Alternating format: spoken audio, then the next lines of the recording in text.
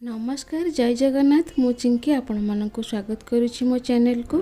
आज आपण मानक सहित शेयर करी राखी पूर्णिमा स्पेशल गोटे मिठार रेसिपी। एटा खावा को बहुत टेस्टी लगे और बहुत सॉफ्ट भी होता है, पाटर देला मात्र ही मिल जाए।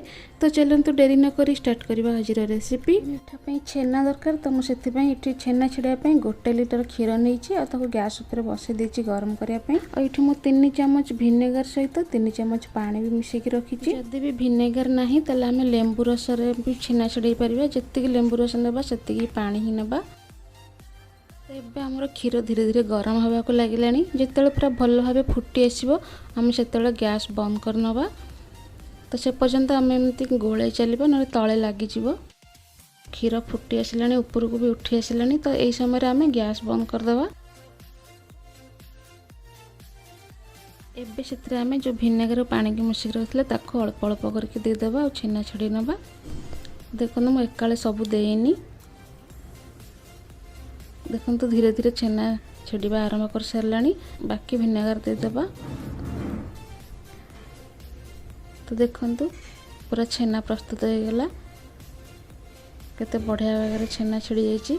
तो एबे ताको आम छाणी नवा गोटे एमती छणा साहाय्य। एबे से छेनारे और टिके पानी देकी ताको धोईदबा। भिनेगार जो खट्टा अंशटा चली जाव। तो देखो मुझे भल भाव पानी धोईकी ताको आम छाड़देवा। जहाँ भी एक्स्ट्रा पानी थो तर आपे आपे बाहरी जीव। आपन चाहिए कपड़े भी बांधिकी रखिपारे।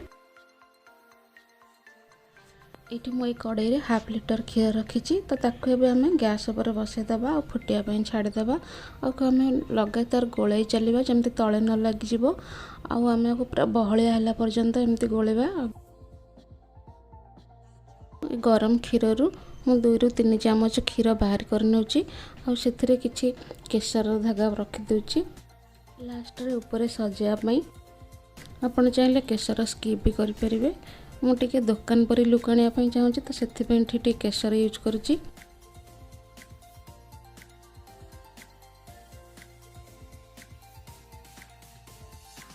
देखिपे क्षीर ये धीरे धीरे माने बहलिया हो आसूची। तो साइड रे भी जहाँ भी लगिक थाए तो ताको आम भल भाव मिसेदेवा क्षीर रे।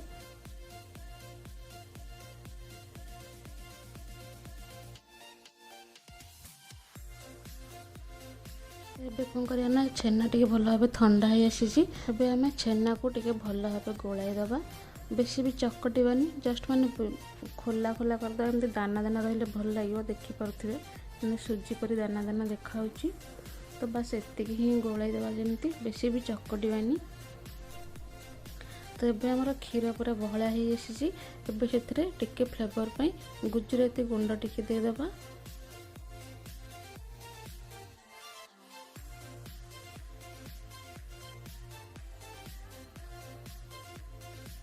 चीनी को गुंड करके रखी तो से 3 चामच देदेबा। आपड़ चाहिए सेमती चीनी को गुंड न करके भी सेमती चीनी दे पारे।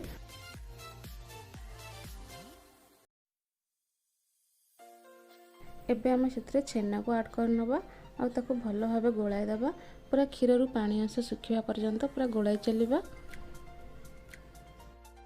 हाँ मन रखिए ये मैंने गैस आंच आम पूरा स्लो रे रखा। जमा भी हाई रे आम करवानी।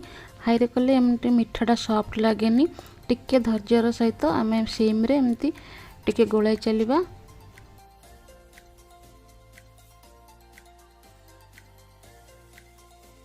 देखो ये आमर पानी अंशटा पूरा सुखी सुखी आसला। तो ये आम गैस बंद करदे। एबे आम प्लेट को बाहर करदे आ ठंडा हाँपाई छाड़दे।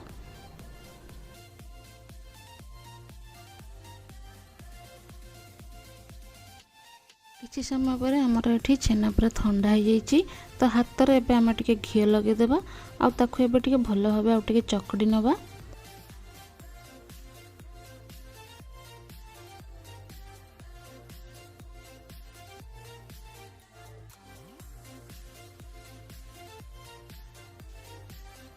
तो ये आम छोट छोट गोला नहीं कि ताको आम बॉल बनईदबा। धीरे धीरे बॉल बनैबा। बेसी प्रेस करबानी। बेसी प्रेस करके भांगी जाई पारे।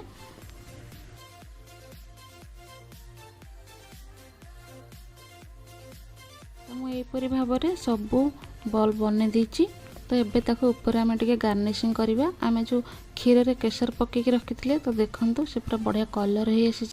ये मु किसी ग्रीन पिस्ता को काटिकी रखी। तो एबे आम से बॉल उपर माने लड्डू उपर सब सजेदेवा। देखिले ना बहुत कम जिनस केते सुंदर मिठा बनी पारे। केवल क्षीर आ चीनी होगला आम जहाँ इच्छा आड कर परिबा, ड्राई फ्रूट्स भी आड कर परिबा। राखी पाई गोटे दिन पूर्व मिठा बनई कि रखिपारे आ फ्रिज रे तो गोटे सप्ताह पर्यंत आराम से रही पारिबो। आशा करुछि आजिर भिडियोटी आपण मानकु निश्चिंत पसंद आसीबो। आपण माने भी थरे ट्राई करंतु आ तार टेस्ट केमती लागिला मते शेयर कमेंट रे जणांतु। तो आज पई रहिली, नमस्कार, जय।